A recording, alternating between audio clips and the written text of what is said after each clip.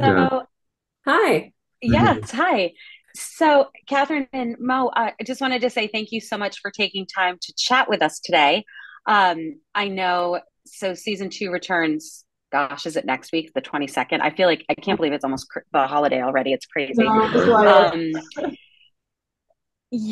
so season one is crazy. We just watched it for this, and I have to say, I didn't really know what to expect. Sort of reading the previews, it's not what I expected at all. Reading the description in the previews, it's such a good show, and it's so intense, right? And so, um, I'm very excited to see what happens, both to you, Catherine, and to John's character. Yeah. So, you know, Catherine, we kind of learn at the end of season one, your motives for joining the crew of the Polaris are not exactly as forthcoming as they seem at the very beginning of this series. Um, you know, Maggie is definitely not who she purports to be, or should we call her Olivia? Um, and so, can you talk a little bit about what we can expect from Olivia in the second season? Yeah, I mean it's so true because I felt like I was coming into this second series with an entirely new character, and had to kind of like I had an idea whilst filming season one of like what she really was like, but I felt like I had to go a bit deeper with that, sort of understand her history, understand what the experiences of season one would do to a person. But in season two, she's also different because she's not in control. Her plan, which was very carefully thought out, begins to unravel. And so I think we meet not only like the real her, but also a sort of more a frantic version of her where she's no longer in control. And it was such a treat to kind of have that challenge as an actor to, yeah, go a bit deeper and darker with her and find someone that you could actually believe could do these awful things. So yeah.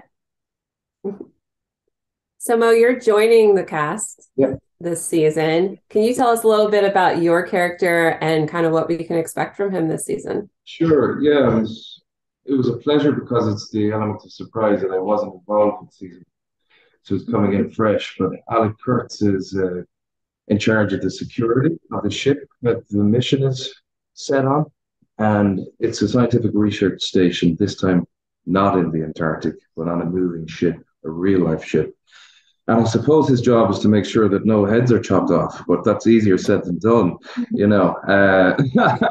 But I was a fan of season one, and I watched season one this time last year, and I was really taken with the work that Katharine had done and what John had done, and just to build on the strengths of season one and to work with a whole entirely new cast, but yet be part of this world which they've created, and it's full of surprises, just like season one is. Season two is like it pushes the boat out, but pushes it in ways no one can see coming. So yeah, it's a joy. Great. You kind of joked about, heads, being chopped off. And Oh I yeah. will say that was such a crazy moment. And just, is it like the first episode or the second episode when we see Miles outside? I was like, oh my gosh. Like, I mean, you expect he's not alive when they find him. But when you actually see what's happened, you were like, oh, this is intense. Like, this is crazy. And so, speaking to that intensity a little bit, how did you guys approach kind of turning up that intensity and suspense from the first season? Because it's a little crazy. And like you said, Catherine, your character goes from you know seemingly just this sort of nice young doctor who joins the crew to this sort of darker, crazy complex character. Yeah, I think there's a few elements that kind of up the tension. Like, firstly, like the way the story is told in season one, it's all through flashbacks and through one or two people's perspectives, whereas that's different in season two. So you kind of um hear it not just from two people, but from several people's perspectives. And so, like the who to believe uh is even more like mysterious and goes a bit deeper. There's also the presence of like the new location, which I think it brings like a huge intensity to it. Yeah. The shit. Yeah, I don't know what you think. Well, again, it's just to maintain that intrigue, you know. And what I was really taken by was the inspirations of, say, John Carpenter's The Thing or Agatha Christie, or you know, it's murder mysteries are back all the rage now with Knives Out and that, but it's something really original what Jorge did with the team from season one, and just wanted to keep the element of surprise going. And it goes into so many strange directions because in light of the reveal at the end of season one, you know, and how Katharine played it and how John played it. And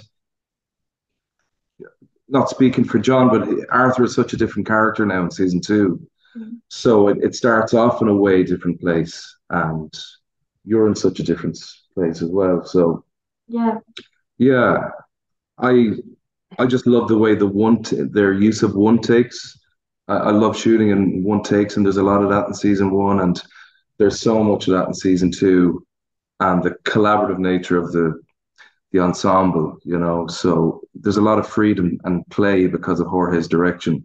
That was a big strength from season one. One thing which I really noticed when I watched it, which I'd known obviously, but watching it made it really present, was in season one, all the characters know each other and they have a history and they know each other's secrets, and it's hard to hide things. Whereas in season two, most of these characters don't know each other at all. So there's much more scope to pretend to be someone else, or to work to be the most likable, the least likely person to have done these things. There's much more room for deception when you don't know each other.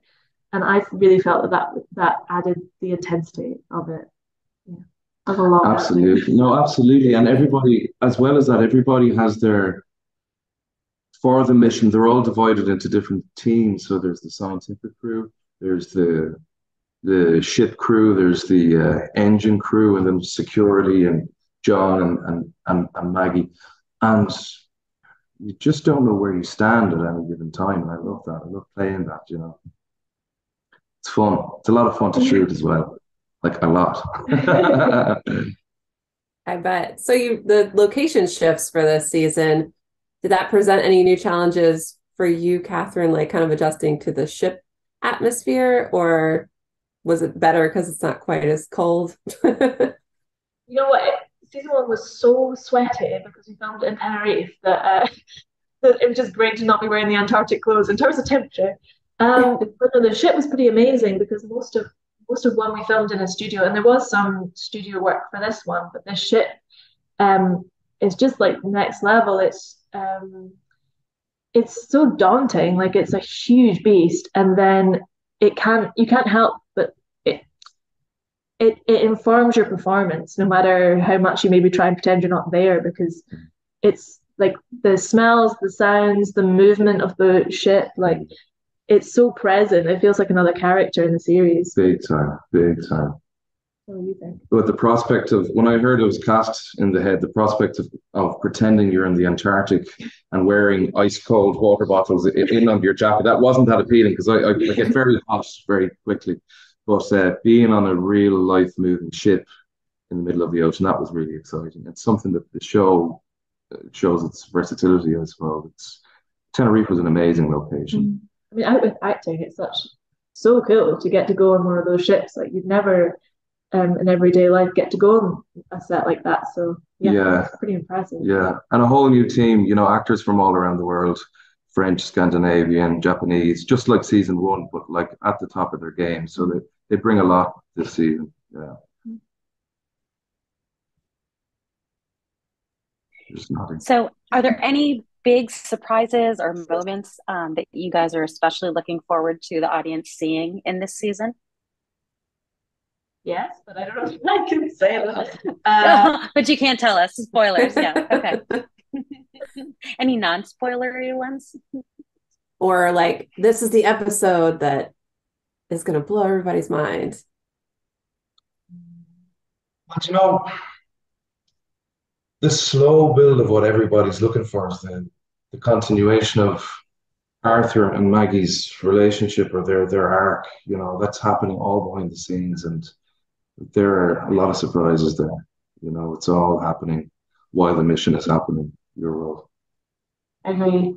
There's one moment in in episode one, which so maybe less of a spoiler, but there's a court scene, and that's maybe the beginning of the unraveling of Maggie's plan, and I think that's when it gets exciting for the characters because what seemed so set in stone falls away from their control, and I think that's really satisfying and opens itself up to the story. So Even reading the script, I always wanted to know what happens next, you know, and a lot of people want to know, fans of the show want to see what happens with Maggie and Arthur. So I was riveted, you know, of the 6 episodes of season two. It really has a